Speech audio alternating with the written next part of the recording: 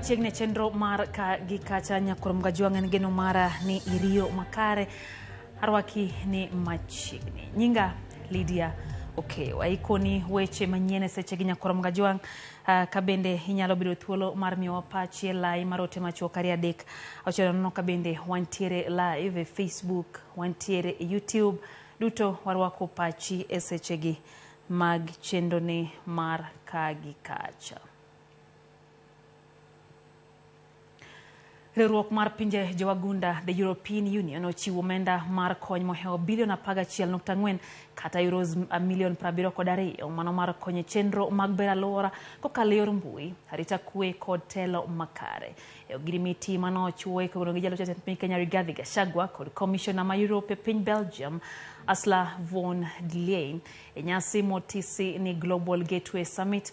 Gachagua ilo jatend piny Kenya William Ruto onyiso yie mare ni tudruok e kind pinje ariyogo biro kelo ber ne piny Kenya kendo bero ngima oganda jo Kenya.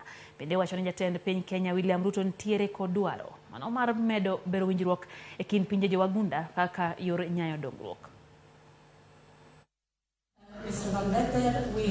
Kenya welcomes this statement of signature, which will be realized through the outlined priorities for the multi-annual EDICTIVE program 2021 to 2027. This collaboration marks a pivotal stride towards a brighter future for the Kenyan people. As we implement the Global Gateway, we are confident that sustainable development, security, and prosperity will rightfully take center stage in our development cooperation narrative going forward. This underscores the strong shared vision for a partnership that is best for our people and planet, and a future where our nation transitions into a green economy, prioritizing environmental sustainability. The EU's commitment is not just a partnership, it's a beacon of hope for a better, more prosperous Kenya. I reaffirm our collective dedication to this partnership. Kwa dogo pacho kanya nyakurom gajuang ohala ichicho uso ring'o mabama iboma Nairobi okethore tok jouso obago ng'anyo kalore kod medruok e osuru e chirono. Jouso go matijgi en yang'o ring'o no ng'anyo kakoro gidwaro mondo gavana ma Nairobi Johnson Sakaja ogolo osuru ma omedi e wi uso ring'o e chirono. Notisa mag lokruok e wi osuru nochiwnegi kata nochiwnegi chieng' tich abich mokalo. Osuru mar uso ring'o kata ring'o mar dhiang' ne oidho kowuok silings 150 nyaka silings 300. E kinde ng'anyo no ng'at achiel no hinyore kaluwore kod ywaruok e kind jouso kod obila mane koro chuno ni nyaka kegi kod iro no malungo wang'.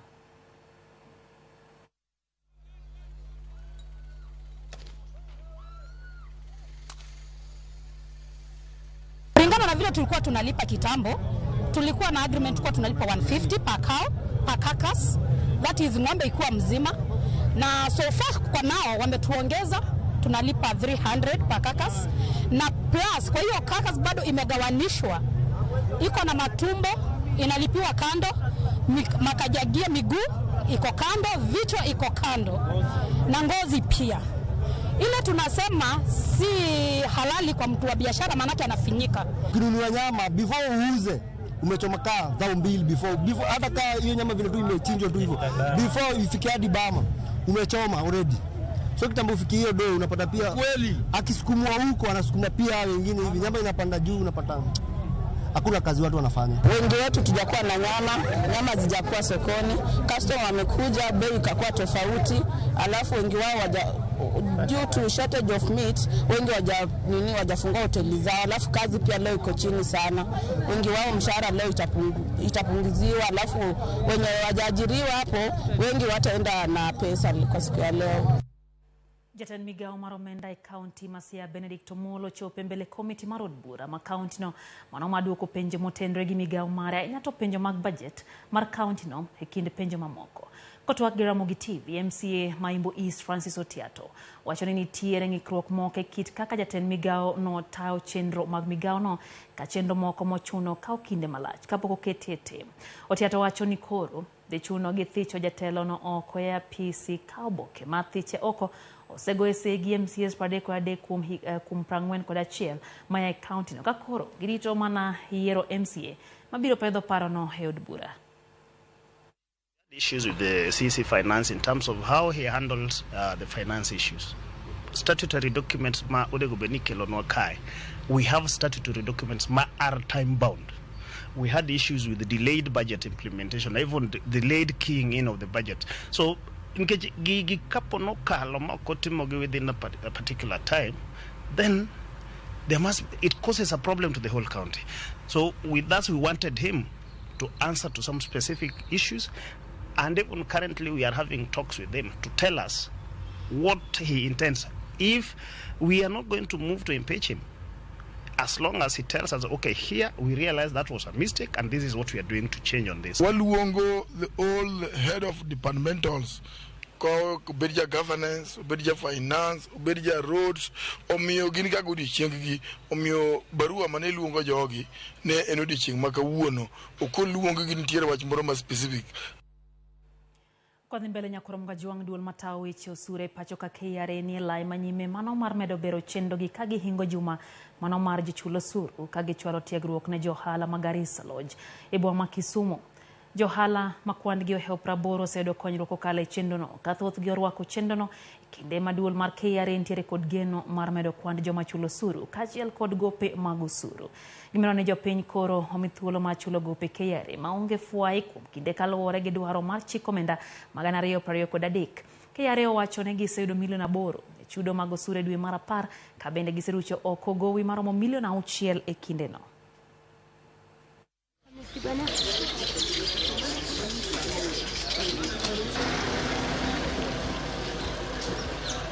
So far it was good.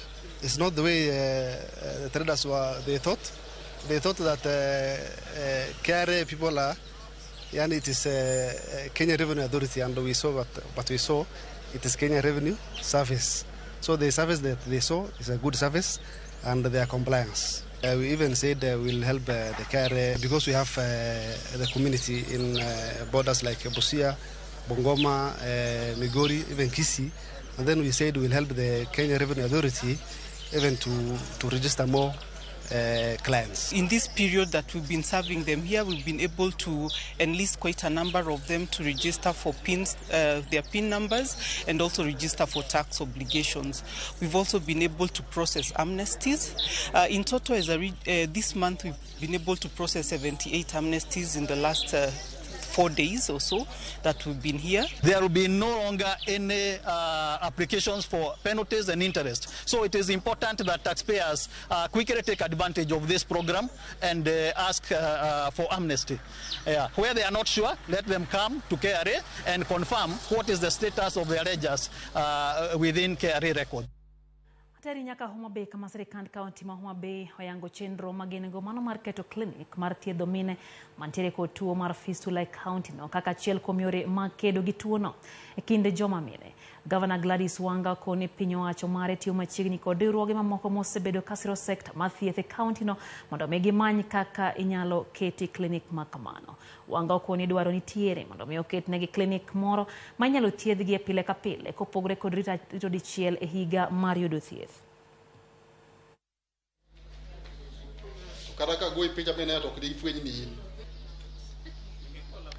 Wagoero kama na inya kaka serikal ma Homa Bay nikech wayudo partners osiepewa mathoth kamoting'o M-Pesa Foundation to gi UNFPA to gi AMREF to gi Beyond Zero to gi Flying Doctors mobiro mondo oti kodwa kanyakla e wach mar tieko wach mar fistula. Aneno ka mine obiro ka moa kuonde mopogore opogore e county ka to be oko mar county bende mobiro mondo oyud konyruok e wach mar fistula. Koro wach mar fistula ni en wach ma koro wang'iyo gi partners wagi ni ere kaka wanyalo bedo gi thieth ne e yo madhi nyime mok ni warito mana camp machalo gi ma. This is not the only county where we are partnering with county governments to bring medical access to our people. We've been to Tharaka Nithi, we have been to Samburu, we have been to Kilifi, and our actions are based on the assessed needs. Jatend piny Kenya William Ruto chwalo geche 47 counties duto mathurka mago mabiro konyo chwalo chenro mag somo counties. Ruto mane lose skund tiego lonye puonjo jopuonjre mantiere kod ng'ol mopogore opogore okone gechego dibedo konyruok ne apisa mag somo anyate kinde penj machakore ayanga juma manyien. Okoni chenro duto oseikore mag penj madongo. With examinations beginning next week, these vehicles will also improve the monitoring and distribution of examination papers across the country, and the examination period tests the entire education system and is one of the ways to ensure the system holds. What I'm saying here is that the opportunity we have next week is to test what our children have been going through, the learning they've gone through in the last 1 year, and I'm happy that it is no longer an all-or-nothing exercise. We are now looking at how to bring in competency-based education, that examination is not a do-or-die exercise. It is part of the exercise of learning. Kodhi kaunti ya Migori ni jogo monyuol kod kit chwech ariyo pod yuda kweda kendo oganda e kaunti ma Migori. Moyangi kod jokanye riwruoge makedo ne ratiro mag oganda e kinde nyasi mar yango odiechieng' mar jogo monyuol kod kit chwech ariyo ma ong'ere kaka intersex. Giwacho ni akweda mayudo jogo mantiere kod kit chwech ariyogo chakore familia magiwuokie kadwaro margi en ni mondo piny owacho ojiw puonj ma otenre kod jogo ma odak kod kit chwech ariyogo. Jokedo ratiro mag oganda dwaro mondo mi piny owacho odewgi kakoro giketo chike ma owinjore. Report mar kwan oganda ma higa mar 2019 noyango ni kaunti ya Migori nitiere kod jogo mantiere kod chwech ariyo maromo 35 ka jogo makedo ne ratich oganda wacho ni kwan ni sani thoth moyo kanyo. Amesema ya kwamba vyote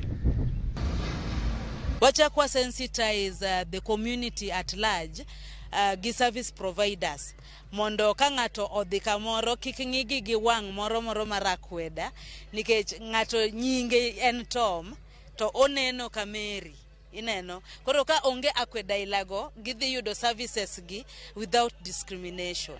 Ng'ade mang'eny wayudo ka ng'ato ndiko kata mana ka ntiere idwa ndik tich tibro yudo ka iwacho ni idwaro dichwo kata idwaro dhako to ng'ama paroga ni chwech mar adek nitie en be nyalo dware onge. Ka ji nitiere kata mana institution moro amora ibro yudo kolos chwo mar mon olos chwo mar chwo lakini mar ng'ama chwer gi kit chwech machielo ma wawacho chwech mar adek ni gin gi onge gi kar gi nyalo ketne gi moro. Wasemo oganda kachiel kod ji duto matiyo ne ratiro mar dhano ne mondo waneni wagolo akwede. Koro wanto kaka kanisa onge gima ok wanyal kwedogi.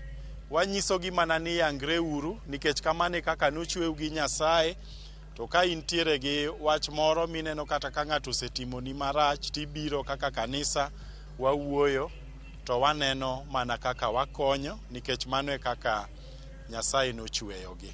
Ni watu ambao kwamba katika jamii zetu wanajaribu kufichwa.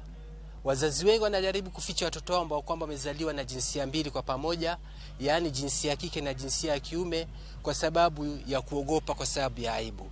Lakini bila shaka Mwenyezi Mungu anasema kwamba yeye ndo aliumba watu. Kwa hivyo wajitokeze na unaokubalika katika jamii. Jagoro mongere migao mochung'ne yuto mag nam Joafrika ituko kone pinje mantiere Afrika onego bi kanyakla mar neno kaka ginyalo tego chumi mekgi e yor ohala mitimo e nam. Kane oloso Mombasa, jagoro no koni enayanga ni pinje ma oko nitiere kod meli madongo masane yudo yuto mag nam e pinje Afrika. Thuolo mokoni onego kaw gi pinje Afrika e yor biro kanyakla matimo ohala. Jokanyo manie sekta mag meli okone pinje Afrika onego jol kembe matindo mag meli matimo ohala e kindgi giwegi kapok giyudo thuolo mar dhi e pinje maoko. Matimore seche ma pinje 28 manie Afrika chano bagoromo magalamoro dwe mar 11 Mombasa matwak e wi chenro mag bero chumi e yor yuto mawuok e nam.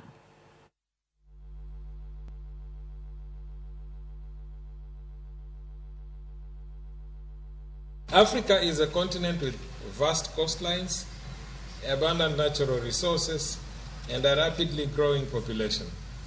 With more than 38,000 kilometers of coastline, Africa is blessed with tremendous maritime potential. However, for many years, this potential has been underutilized.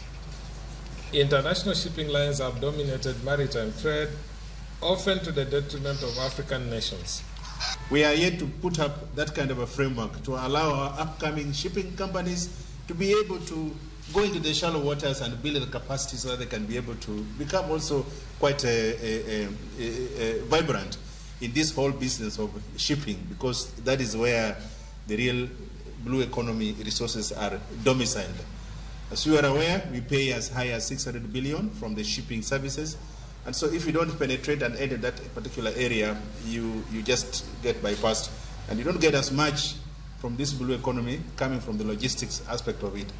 We talk a lot about the blue economy, and until today, if I may say so, if you permit me, yes, okay. It's a theory.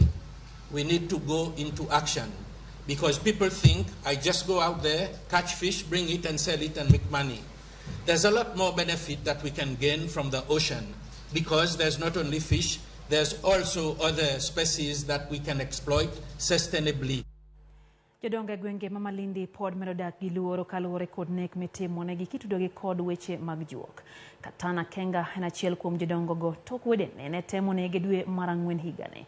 Masiche Kenga nochakore ka nyathine nogweyo tao e gwenga ma Langombaya kama nomonje kod rao ka olupo. Moko kuom wede Kenga nose mar neno ni manochwalo tho mar nyathine no.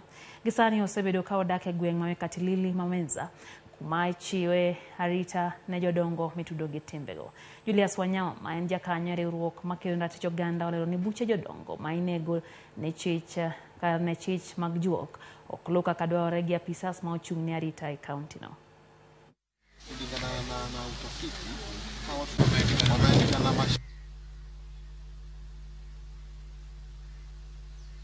Nilikuwa ndani ya nyumbani mwangu, na siku yenyewe ilikuwa tarehe 1 mwezi wa 4.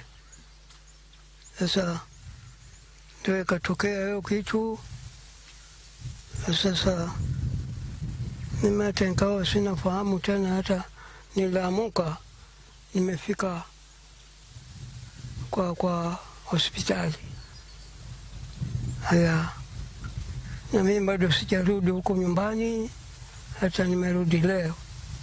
Kusema kweli, hapa kuna wazee wafikao 28 wale ambao wametuhumiwa, na wako hapa wakiwa chini ya mwavuli wa Madika, ambao mkubwa wake ni mzee Mwarandu, Kiraga, Mnyaya, mimi nikiwa ni security wao. Na si wazee ati kwao wamefukuzwa, ni vile tu kule kwao kuna hali ngumu ya kuwa wanatuhumiwa ni wachawi, hawatakikani. Unaona, ndo mzee Mwarandu na ile kamati yake ikaketi chini kasema hawa wazee lazima tuwasaidie. Para mwajangu ripono maya Malindi makelo agiko mar chenro ni mar kage kacha kata kamano wachano ikelo ni weche manyien e odhiambo makawuono chenro marang'echwelo kaachiel gi chenro maro imore. Riti masani nyinga Lydia Ukeo. Ibed godhiambo maber.